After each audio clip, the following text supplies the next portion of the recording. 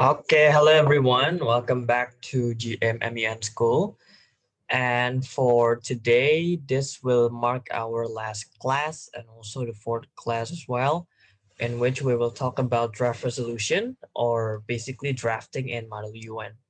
So I hope you guys are ready to take some notes. I hope you guys are ready to learn about how drafting works in Model UN because it is quite different dan juga agak sedikit berbeda dengan drafting pada umumnya. Jadi kalau misalkan di MUN itu biasanya ada beberapa ketentuan-ketentuan ya, di mana teman-teman itu harus patuhin. Ya, jadi ada aturan-aturan yang harus dipatuhin kalau misalkan teman-teman mau drafting di MUN dan itu nggak bisa semuanya teman-teman tuh ruang kreasinya ada ya. Ruang kreasi untuk kita ingin drafting apa itu ada. Tapi biasanya ada batasan-batasan koridor yang dimana teman-teman itu nggak boleh lewatin. Nah, ini kita akan bahas soal batasan tersebut di drafting apa aja. Karena biasanya kalau misalkan bagian ini nggak paham, itu akan susah untuk mengerti MUN secara keseluruhan. Gitu. So, I will start sharing my screen. Okay, can anyone send a Zoom chat on the box if my screen is already on your screen? Udah tampil apa belum ya? Because I cannot know if my screen is on. Okay, I think it's already shared. Ya, kalau misalkan belum kasih tahu aja nanti gue coba re-share juga. Oke, jadi drafting in Model UN itu ya, drafting in Model UN itu mengharuskan teman-teman untuk bisa nulis yang baku, yang formal dan juga yang dalam artian sedikit kaku lah, sedikit kaku. Dalam artian teman-teman itu menulisnya itu bukan menulis pendapat teman-teman sendiri. Kayak misalkan nulis esai, ya, nulis esai atau nulis opini, ya, artikel opini itu nggak digunakan di drafting di MUN. Karena ini diibaratin teman-teman itu policy maker, ya, teman-teman itu bagian dari suatu subsistem di PBB yang teman-teman itu tulisannya memberikan dampak atau memengaruhi kehidupan orang lain. Jadi sama kayak misalkan teman-teman bikin peraturan nih, misalkan peraturan internal di BEM atau di organisasi teman-teman. Itu kan biasanya kan ada pedoman atau ada instruksi atau ada tulisan-tulisan di mana teman-teman itu mengatur kehidupan orang lain kan. Misalkan gini, misalkan sekretaris deh, siapa sih yang nggak pernah jadi sekretaris? Ada yang pernah kan? Pasti ada yang pernah yang jadi sekretaris, misalkan bikin buat surat keterangan aktif ya, surat keterangan aktif organisasi. Nah, di situ teman-teman akan diminta untuk menulis surat keterangan atas nama seseorang yang menyatakan dia ini aktif di organisasi tertentu. Nah, hasil tulisan teman-teman itu akan memengaruhi si yang namanya tuh dipakai di surat aktifnya, surat keterangannya. Artinya apa? Artinya karena teman-teman buat surat ini tuh bisa dipakai sama yang bersangkutan buat daftar beasiswa misalkan, atau buat daftar kerjaan, atau daftar di organisasi yang lainnya. Nah, itu the power of drafting itu di MUN tuh kurang lebih seperti itu. It will influence on how others' lives are impacted, dan teman-teman itu diminta untuk bisa nggak terlalu keluar batas yang ada gitu. Okay, so these are the three documents. Jadi ada 3 dokumen di MUN ya teman-teman ya. Teman-teman udah belajar kemarin bahwa dokumen yang pertama ya di kelas kita yang kedua itu bahas tentang position paper. Tapi position paper itu dikumpulinnya sebelum konferensinya mulai. Ya, tugasnya apa? Tugasnya position paper itu dia punya tujuan untuk ngasih tahu ke delegate lain, ke chair, ke sekretariat bahwa ini posisi yang kita ambil loh di MUN atau di komite sidang yang lagi kita participate. Ini kita setujunya seperti ini, solusinya seperti ini, gitu. Sedangkan dua dokumen sisanya adalah working paper dan juga draft resolution. Nah, kedua ini dia ini dibuat saat konferensinya berlangsung. Beda sama position paper yang teman-teman buat di rumah ya sebelum konferensinya mulai. Untuk working paper dan juga draft resolution ini dibuatnya itu during the conference, during the process of the conference, selama konferensinya masih berjalan, selama itu pula dua dokumen ini bisa dibuat gitu. And you have to understand each role of these document karena masing-masing itu berbeda. Kita dari position paper udah paham bahwa ini tuh tugasnya buat ngasih tahu aja kedudukan kita tuh apa. Kalau dari working paper itu kita belajar bahwa ini tuh membahas tentang sejauh apa debatnya sudah berlangsung. Itu aja. Jadi the current ongoing process of the debate is what you put on the working paper. The last one is the draft resolution. This is the final resolution that will compile, that will summarize, that will talk about all the debate that has been going on in your conference, dan itu akan menjadi suatu tolak ukur sejauh apa dan sampai kapan debat teman-teman itu berlangsung. Untuk working paper, itu ada ketentuan yang lumayan berbeda dibandingkan position paper dan juga draft resolution. Nah, teman-teman bisa pahamin banget ya di sini, dan ini penting banget bahwa yang pertama, working paper is not something that is fixed. Ya, yeah. It's not something that is final. It's not something that once you finish making a working paper, then it will be just that. Nggak gitu, karena dia itu sifatnya itu dia nggak sifatnya tuh nggak sekali selesai, nggak, karena dia working paper itu cuman menandakan ini loh yang udah kita bahas, basically itu. The first thing that you have to know adalah meskipun kita cuman bahas sejauh apa kita udah membahas sesuatu, working paper sendiri itu masih ada solutionnya. Ya, it consists of your solution yang dibawakan sama blog teman-teman briefly. Nah, ini kata kunci yang lumayan berbeda sama position paper sebelumnya. Kalau misalkan position paper, ya, dia ini kan menandakan kedudukan satu negara, masing-masing negara terhadap suatu isu itu gimana. Sedangkan untuk working paper, dia itu hanya menampilkan apa yang menjadi hasil rembukan bareng-bareng blok. Blok itu apa sih? Blok itu adalah kumpulan negara yang dimana satu negara dan lainnya itu merasa punya kepentingan atau cara pandang yang sama. It consists of your solution, but precisely the solution from your blog. Tapi cuman briefly aja, dalam artian hanya secara umum. The second thing that you have to know is that there is no exact format or structure. Jadi teman-teman nggak harus bentuknya itu dalam bentuk dokumen, ya, nggak harus dalam bentuk paper. Meskipun namanya paper, bisa juga dalam bentuk PowerPoint, bisa. Bisa juga dalam bentuk infographics, bisa juga dalam bentuk video graphics, itu juga bisa, atau bentuknya chart, atau bentuknya bagan, itu bisa. You don't have to have a fixed format or structure in working papers. Kenapa? Karena emang sifatnya working, ya kan? A paper that is currently in the working process. Jadi tujuannya itu emang cuman untuk menandakan ini yang udah kita bahas dan ini yang mau kita bahas. Udah, itu aja sebenarnya. Jadi karena bahasannya itu, kita nggak boleh naruh hal-hal di working paper, ya, yang sifatnya itu belum dibahas sama counselnya, gitu. Ini gue coba share screen salah satu working paper yang pernah gue buat di salah satu MUN, dan working papernya itu gue buat sama teman-teman di satu blog itu dengan catatan kita ingin menampilkan apa yang udah dibahas, plus kita ingin menampilkan kira-kira apa aja sih yang perlu kita siapin nanti ke depannya, gitu. Ini working papernya itu dalam bentuk PowerPoint, ya, dalam bentuk PowerPoint. Oke, ini working papernya, teman-teman bisa lihat di sini. Jumlah slide-nya cuma 2, ya. Jumlah slide-nya cuma 2.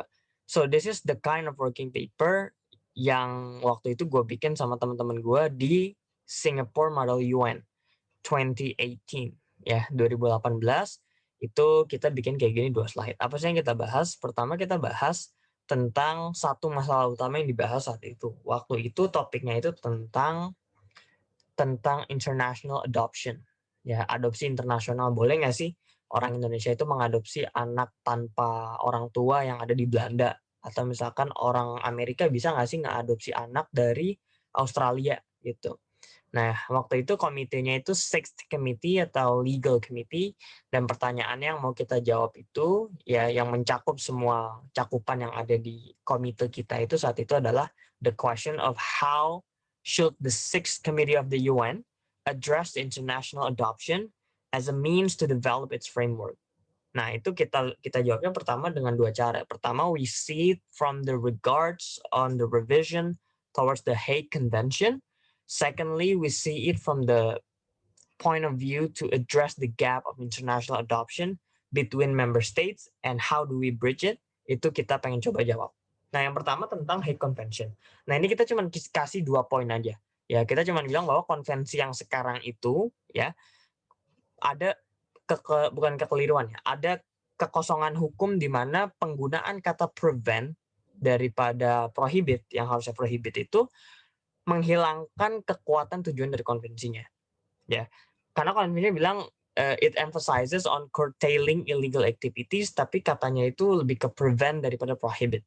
Nah, terus kita bilang, therefore the federal implementing legislation should use probationary language when creating the central authorities obligation. Maksudnya apa? Maksudnya gini, kita melihat yang salah itu dari sekarang itu adalah konvensinya itu kata-katanya itu membolehkan orang untuk nggak tegas terhadap sesuatu, intinya gitu.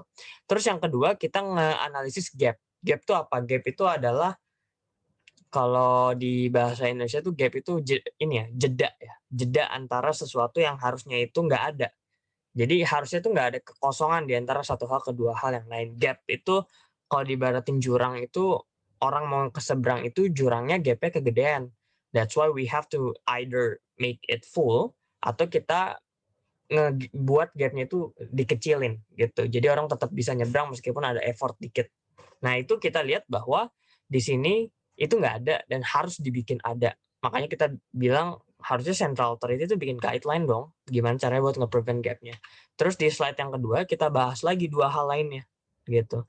Kita bahas di in the future-nya on curtailing child laundering within international adoption. Jadi kan kalau adopsi internasional itu memungkinkan, itu kan ada potensi anak-anak itu bisa diperjualbelikan. Yang ngasih ada tindak pidana perdagangan anak mungkin.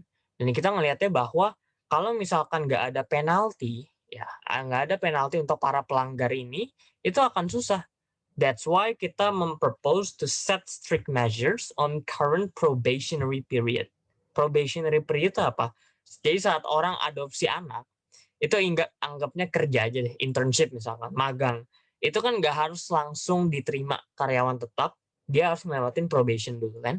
Kalau ternyata nggak perform, ya nggak bisa jadi karyawan tetap. Nah kita pengen melihat international adoption itu juga gitu, harus ada semacam kurang lebih seperti itu. Nah ini brief tentang working paper. Sekarang kita balik lagi ke materi tentang drafting di MUN. Yang tadi terakhir itu bahas working paper. Sekarang kita coba bahas yuk tentang do's and don'ts atau hal-hal yang nggak boleh dilakukan atau boleh dilakukan di MUN. Nah, yang pertama teman-teman harus tahu bahwa even though you can submit it by yourself, meskipun teman-teman bisa submitnya itu nggak pakai blog, we recommend all of you to have a blog with you. Kenapa? Karena kalau misalkan sendiri, itu teman-teman akan susah buat menggait delegates lain. Mungkin ada yang bingung, Kak, untuk apa kita ngajak-ngajakin delegate lain? Ini kan solusi kita. It's a good question. Jawabannya adalah di MUN itu it's not about who is the smartest. Ya, di MUN itu bukan who is the most knowledgeable, bukan who is the most diligent, enggak juga. Tapi MUN itu soal who is the most cooperative, who is the most open. Ya, kalau kita orang yang open, we are very open for teamwork, we are very open for collaboration. Itu tuh akan jadi suatu hal yang membangun sebuah citra baik di mata delegates lain sehingga mereka ingin masuk ke blok kita. Ingat di MUN itu kunci untuk menang, ya. Kunci untuk menang itu adalah we collaborate and we show teamwork, tapi tetap kita show leadership kita. Jangan cuman gara-gara pengen teamwork, tapi kita nggak bisa ngelit. Yang ngelit malah justru orang lain. That's why in the first do, kita pengen kalian itu to have a blog. Baru secondly, kita yang kedua itu menyarankan kalian untuk highlight some important point of your blog solution. Ya, penting untuk nge-highlight semua ini karena ini akan jadi titik terang di mana teman-teman bisa nunjukin apa sih intinya dari solusi kita. Bukan berarti pretelan-pretelan itu nggak penting, nggak juga. Tapi kita cuma pengen tahu inti dari blog kalian itu solusinya apa and why do we have to listen from you, gitu. Yang kedua adalah don't. Don't itu berarti hal yang nggak boleh. Pertama, nggak boleh kebanyakan detail karena ini working paper, a paper in the working process. Ya, jadi nggak perlu banyak-banyak detail. Yang perlu banyak-banyak detail itu nanti pas draft resolution. Secondly, we have to also be quite clear about the fact kalian jangan bikin format draft resolution karena nanti your DR will look similar to your working paper later on. Dan ini penting karena nanti kalian kalau misalkan mirip sama draft resolution formatnya yang jelas-jelas beda, itu akan dikira teman-teman bikinnya di rumah, which is quite mencurigakan. Jadi takutnya chairnya udah berpikir jelek, teman-teman malah dinilainya juga jelek gitu. So that's the do's and don'ts for working paper. Nah, yang berikutnya adalah draft resolution, the output of your conference for 2 days. Ini intinya resolusi, tapi bentuknya draft. Kapan jadi resolusi? Saat udah disahkan, saat udah diterima secara quorum 2/3 dari total delegates yang ada saat itu. You and your block need to write the resolution comprehensively. Jadi resolusi itu harus membahas semua yang udah diminta sama chair di study guide. Masih ingat? Namanya karma ya. Question or resolution must answer. Atau biasanya sih list pertanyaan gitu ya. Biasanya sih ada 5. Nah 5-5-nya ini di study guide kita udah belajar di kelas pertama. Study guide itu adalah semacam buku bimbingan ya. Study guidebook yang dibuat sama chair untuk ngebantu kalian pelajarin isu yang dibahas. For example, the issue that is currently debated is about terrorist financing, finance terrorism. Ada yang pernah dengar terrorism financing dan sebagainya? Itu di mana terorisme itu udah merambat ranah keuangan. Nah itu teman-teman bisa cek tuh, kira-kira apa aja sih yang perlu dibahas di sini. Nah itu cara ceknya bisa di study guide. Dan jangan keluar dari yang udah di guide sama chair. Karena nggak ada hubungannya nanti. Untuk apa kita ngebelajarin sesuatu yang nggak ada hubungannya. Gitu. Dan bedanya dengan working paper adalah draft resolution actually has an exact format and structure that you have to follow. Jadi ada format dan struktur yang pasti tentang draft resolution. Nah, ini pembagiannya nih. Ini pembagian dari structure of a DR. Pertama, untuk DR sendiri itu punya 2 part. Yang pertama heading, yang kedua itu body. Heading itu ada logo PBB-nya, ya, ada logo dan juga angka dari draft resolution, dan yang terakhir ada list of sponsor and signatories. Bedanya apa? Kita udah belajar sebenarnya kemarin, cuman gue jelasin lagi. Kalau sponsor, itu delegates yang bisa memimpin jalannya drafting DR.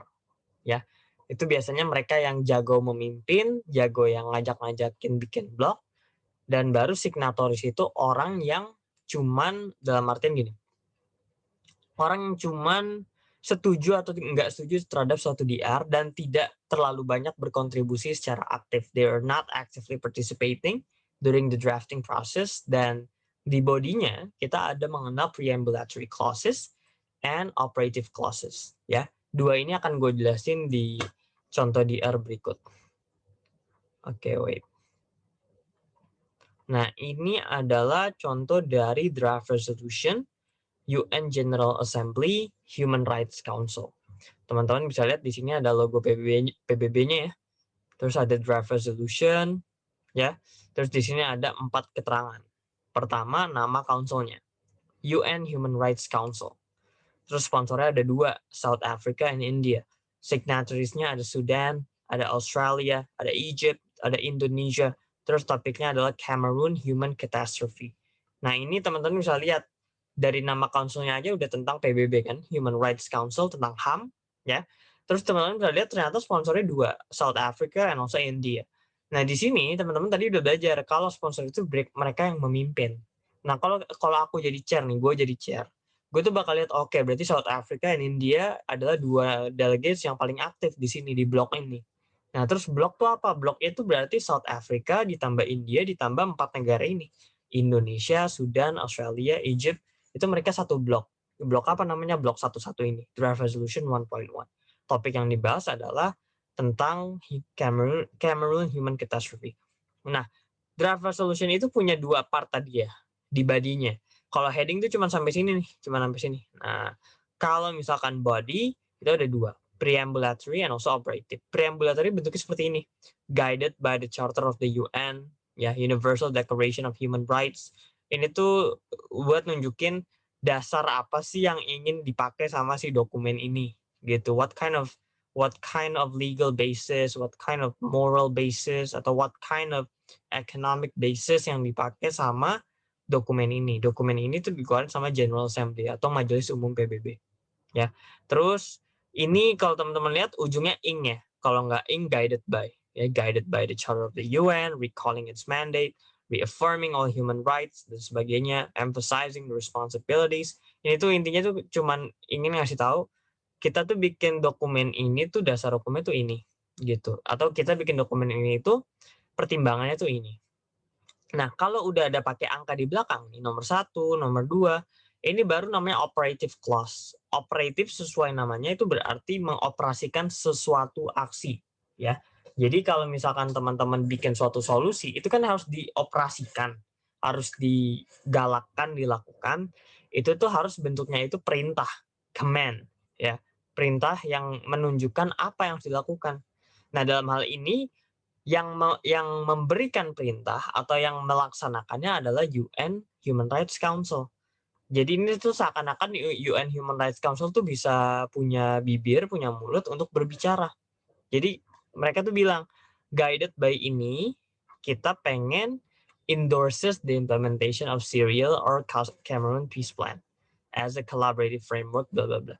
Nah, terus yang kedua, affirms the need for clear characterization. Jadi di sini Human Rights Council-nya setuju bahwa kita ini harus mengafirmasikan perbedaan karakterisasi yang jelas antara aktor ataupun belligerent yang terlibat dalam krisis di Kamerun ini. Nah, apa aja? Ada Cameroon National Government, Anglophone Community, dan sebagainya. Nah, teman-teman bisa lihat kalau misalkan operative clauses itu sifatnya adalah solusi. Contoh, endorses the establishment of apa, kan? Terus emphasizes the scope of apa. Itu tuh tanda bahwa teman-teman itu pengen melaksanakan sesuatu. Dan itu harus dalam bentuk ini. Teman-teman bisa lihat bentuknya itu sangat kaku ya. Further emphasizes the form of humanitarian assistance or financial resources, non-financial resources, dan sebagainya. Teman-teman tuh harus paham apa yang harus dibahas dalam suatu isu. Gitu.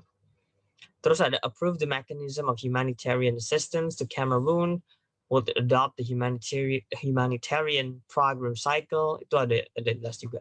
Nah, ini contoh dari operative clause gitu. Oke, ada yang mau bertanya sebelum kita lanjut ke slide berikutnya, boleh? Mau nanya, Ya, boleh, Maulida.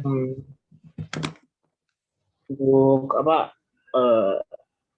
ketentuan dari apa isi formatnya kita itu harus tahu banget atau ya another delegate can bantu kita buat itunya. Oke, thank you Maulida. Ini pertanyaannya bagus. Jadi, should we know every structure atau kita biarin aja ke delegate yang lebih ngerti? I would say the answer itu bisa dua. Bisa aja ngandelin delegate yang lebih ngerti. Itu bisa banget. Bahkan gue pernah waktu gue awal-awal itu, karena emang gue nggak tahu cara nyusunnya gimana, gue bagian ngomongnya aja, terus si delegate yang ngerti ini bagian yang ngetikin. Ya, itu bisa juga. It's just a good strategy. However, kalau misalkan kita nggak tahu cara bikin strukturnya, bisa jadi yang ngerti itu yang nge-lead bloknya. Ya, takutnya kalau dia yang nge-lead blok, terus dia yang ngerti cara bikinnya juga, sedangkan kita cuma jago diskusinya aja, takutnya dia yang jadi sponsor, kita enggak gitu. It's all about strategy. Jadi kalau emang mau dapat probabilitas yang gede untuk jadi sponsor, baiknya kita ngerti. Tapi kalau nggak ngerti pun bukan berarti nggak bisa jadi sponsor. Karena ada aja kok beberapa temen gue yang emang nggak ngerti tapi jago ngomong, jago mimpin, dia jadi sponsor bahkan dia menang juara satunya. It's possible. Tapi kalau mau main aman harus paham struktur DR-nya sampai yang tadi cara nyusun katanya gimana. Nanti ada pilihan katanya juga nih di slide-nya, nanti kita belajar bareng. Oke, gitu sih paling Molly, dan jelas gak? Yes, thank you. Oke, thank you juga. Oke, kita lanjut buat tentang sponsorship. Oke, ini tadi ya, yang tadi barusan Maulidan dan gue juga bahas. Sponsor itu tadi ya, yang dominan atau mereka itu yang punya wewenang yang bukan wewenang ya, dalam artian mereka perannya lebih aktif dibandingkan yang signatories. Karena mereka yang mimpin, mereka yang nyusun, mereka yang drafting. Well, bukan berarti mereka yang bikin juga sih, karena mereka kan bikinnya juga berdasarkan aspirasi yang lain ya, termasuk signatories. Tapi mereka tuh yang dominantly build the DR, gitu. Terus yang kedua ada maximum sponsor decided by the chair that depends on the council condition. Untuk jumlah sponsor per DR, jadi hitungannya itu per draft resolution. Per DR tuh berapa? Ini yang ngedesain tuh chair. Kalau di kelas simulasi yang kemarin kan kita lihat ya, ternyata ada rumus kalau maksimum sponsor itu 1/5 dari total delegates-nya. However, the question is, kalau misalkan delegatnya ada 100, 1/5 120, masa sponsornya ada 20 per DR? How many DRs that will be presented? Kan banyak banget. Akhirnya maksimum sponsor itu biasanya cuma 3 atau 4 atau 5 depending on the council condition. Kalau chairnya merasa kayaknya kalau misalkan sponsornya cuma 2 ini bakal lebih kompetitif nih, karena kan orang-orang kan pasti pengen jadi sponsor dong. Kalau gitu berarti masing-masing sponsor nggak mungkin blok yang sama terus. Jadi bloknya nanti ada 5, ada 6, itu bisa juga. Depends on the council condition. Terus ketiga, a country cannot become a sponsor into DR. Ya. Kenapa? Karena kalian kan sponsor kan mimpin DR ya. Dia yang nyusun. Kalau dia jadi sponsor di 2 DR, terus dia berdebat sama dia sendiri dong. Ide dia juga. Ya kan? It's not how it works in MUN. Tapi kalau signatories, you can be signatories in multiple DR. Mau 2 DR, 3 DR, semua DR juga boleh. Karena when you become a signatory, it does not mean that you have to follow or you have to be in that block. Kalian bisa juga ke blok lain. Beda sama sponsor yang emang harus stay di situ. Dan biasanya the countries that support the draft resolution itu ialah yang signatories. Dan mereka cuma berpartisipasi sampai itu aja. Mungkin the question is, bisa nggak sih kita awalnya signatory jadi sponsor? Oh, bisa banget. Bisa banget. Cuman it depends on your negotiation. Bisa nggak kalian nih, misalkan sponsornya udah 3 nih di satu DR. Terus kalian request pengen jadi sponsor. Mau nggak mau ada satu dong yang mundur, yang diganti. Kalau kalian bisa membujuk sponsor-sponsornya untuk memilih kalian, itu udah bagus banget. Dan menurut gua kalian udah jago MUN kalau kayak gitu. Karena it's all about being a sponsor in MUN. Kalau misalkan if for example you're targeting for a win in MUN gitu. Oke. Dan ini preambulatory clause yang tadi yang udah kita bahas ya, yang kebanyakan belakangnya verb ing, tapi ada juga yang guided by. Ya, kalau kata pasif pakai ed plus by. Opening of the resolution. Jadi ini lebih untuk membuka suatu resolusi sebelum masuk ke intinya. Ya, ada openingnya dan most likely in verb ing. And it has to consist the background and also legal basis of your solution or the issue. Jadi ini itu bukan solusinya ya. Penting banget buat diketahuin, preambulatory clause itu bukan solusinya. Kalau teman-teman lihat tadi preambulatory yang Human Rights Council resolution tadi itu kebanyakan bahas tentang why ya, bukan how. Why do we need to have the resolution? Why do we have to propose this solution? Itu yang harus kita bahas di preambulatory clause gitu. So apart from legal basis, selain dokumen hukum, misalkan kalian ingin nge-cite atau nge-reference untuk charter-charter yang zaman dulu bisa, atau covenant-covenant zaman dulu bisa, as long as it is relevant to the topic. Tapi bisa juga background, bisa juga moral principles, bisa juga economic principles. Itu nggak harus dalam bentuk dokumen. Kayak misalkan tadi teman-teman bisa lihat, recalling the importance of international networking misalkan, itu bisa juga. And it has to be a basis for the solution of the issue. Gitu. This is the sample preambulatory phrases yang tadi gue bilang ya. Ini kalian harus jangan dihafal sih, tapi paham aja dan bisa ngapalin mungkin 5 aja udah cukup gitu. Karena kan nanti bisa dipakai berkali-kali atau berselang-seling. Kalau teman-teman lihat dominan ada kata ing-nya di belakang, tapi bisa juga kok guided by gitu kan, atau misalkan taking into consideration itu bisa juga. Yang penting bentuknya nggak kata kerja aktif yang pakai s atau is. Contoh endorses itu salah. Yang benar tuh endorsing. Kalau preambulatory phrases. Ini bisa di screenshot, bisa disimpan, tapi enggak juga nggak apa-apa karena nanti PPT-nya pasti gue share. And then the next one is operative clause. Ini adalah klausul di mana tugasnya itu tadi mengoperasikan sesuatu yang belum terlaksana. operative. When something is operative, dia punya kemampuan untuk mengoperasikan sesuatu, kan gitu. Nah, solusi itu bakal tetap jadi solusi kalau misalkan nggak dilaksanakan. If it is not operated, it will stay as solution and not something that can solve a problem, gitu. Kalau misalkan teman-teman ingin menciptakan suatu solusi, perlu sebuah kendaraan yang bisa mengoperasikannya. Nah, kendaraan itu di drafting namanya operative clause. The main essence of your DR is placed in the operative clause.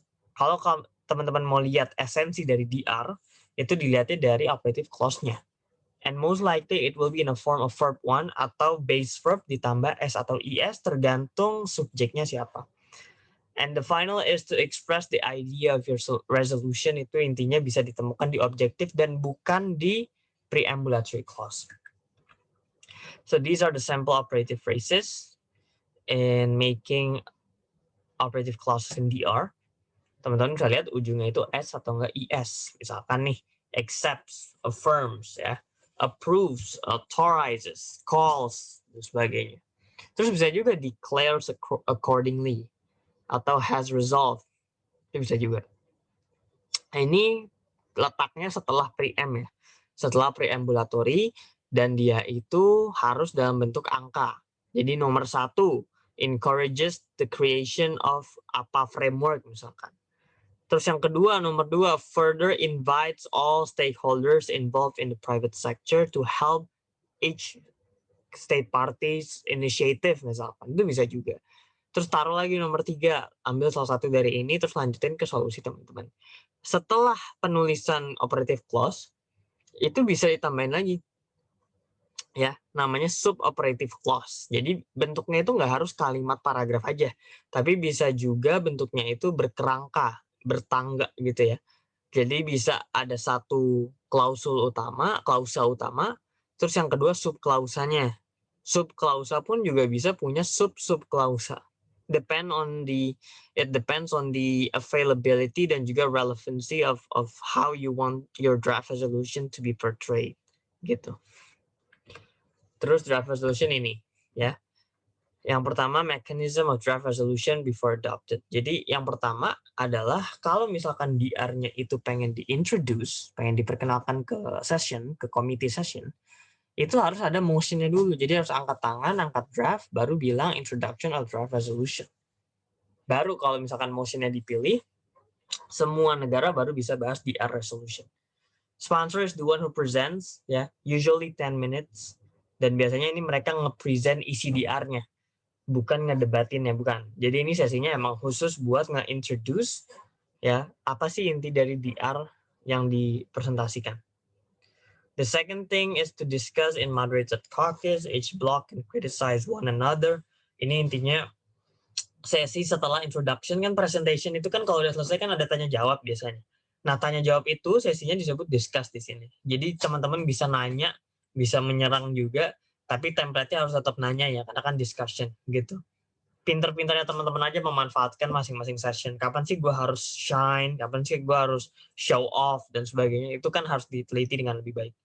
Terus yang terakhir ada you need to two-third quorum vote to be adopted. Jadi 2/3 dari total. Ingat yang kemarin simul kita udah bahas bahwa kalau nggak nyampe 2/3 maka votingnya gagal, DR-nya nggak lolos gitu. Terus, okay, this is the awards and also the recognition in MUN.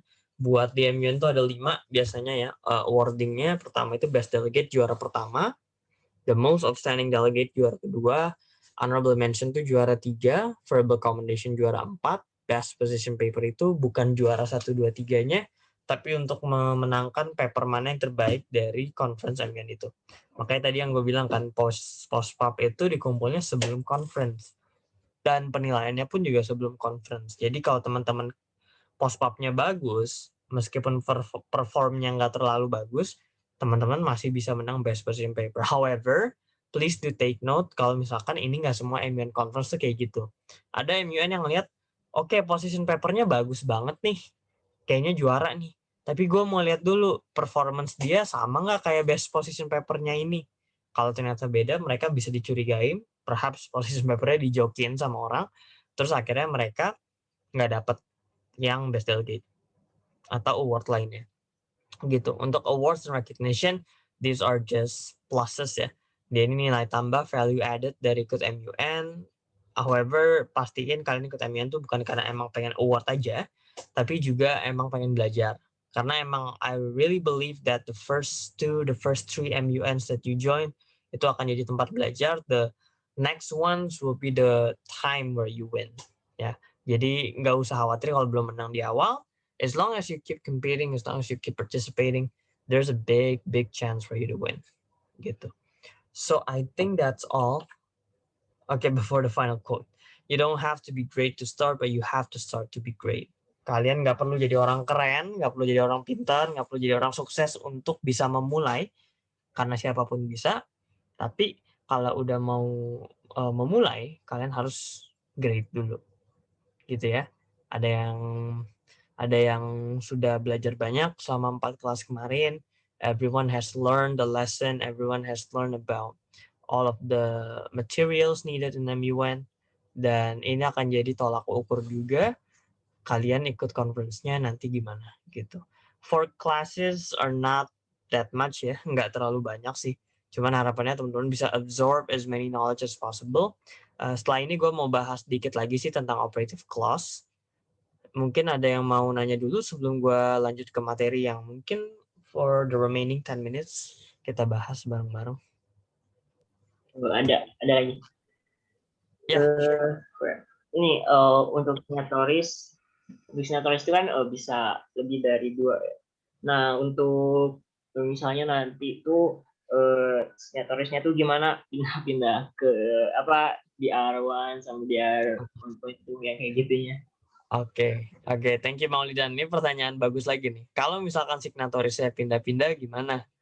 Oke, ini adalah saat dimana teman-teman itu kemampuan negosiasinya diuji ya. Negosiasi itu apa sih? Negosiasi itu intinya itu tawar-menawar aja sih.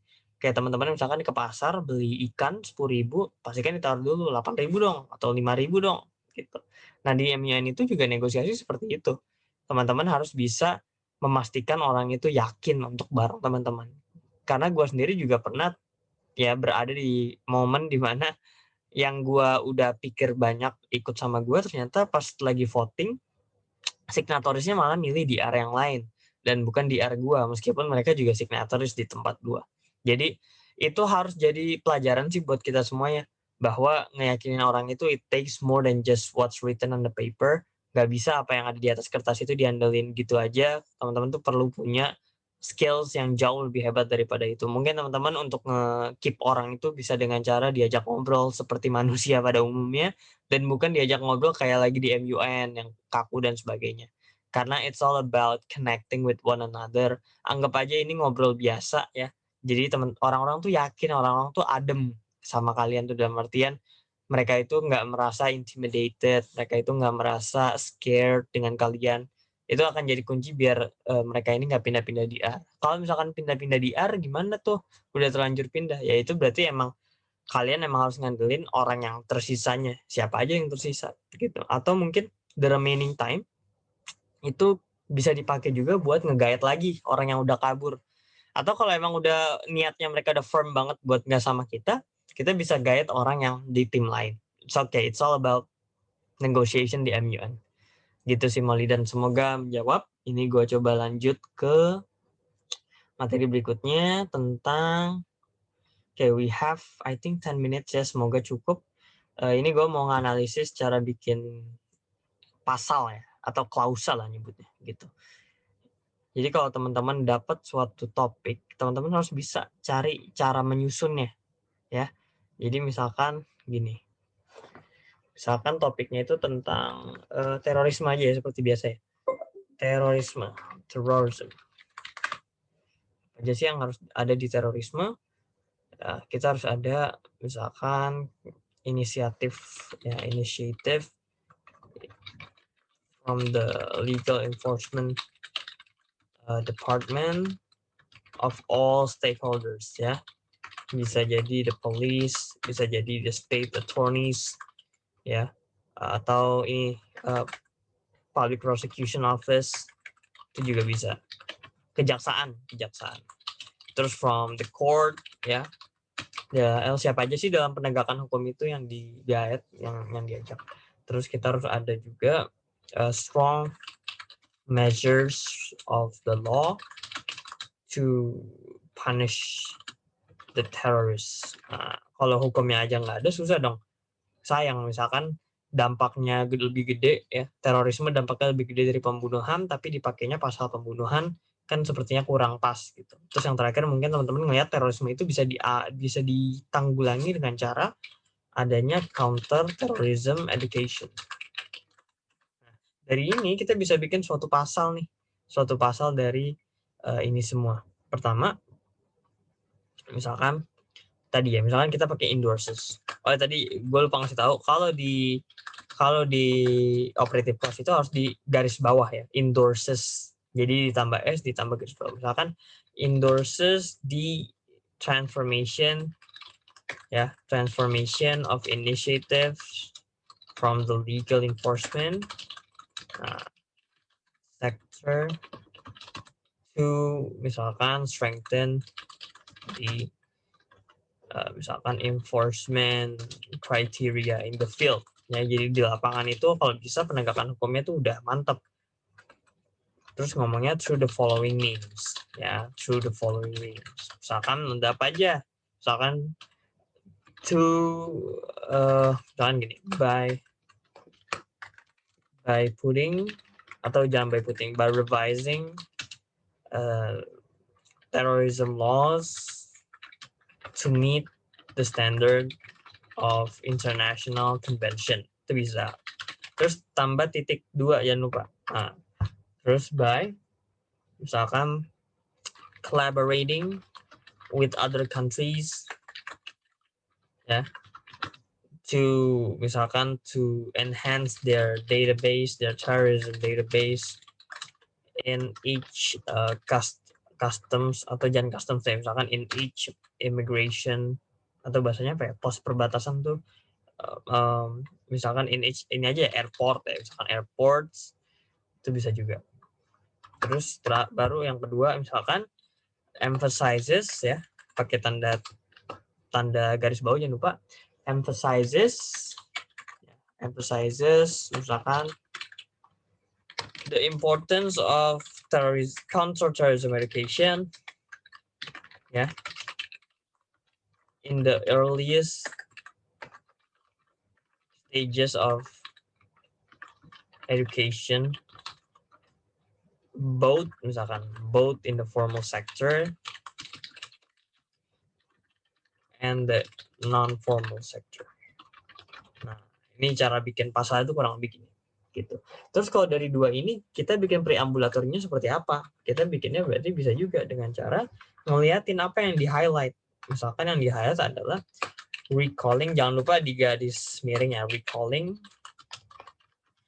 the commitment by each party, by each state party, ya, negara anggota PBB yang bersangkutan, to counter all kinds of terrorism activities, regardless of the doer's background. Jadi mau orang warga negara sendiri, misalkan ada orang Indonesia jadi teroris, kalau di penjara malu negara sendiri kan, kok warga sendiri bisa jadi teroris, itu pengennya dibuatnya itu jangan jadi hambatan untuk mencegah terorisme.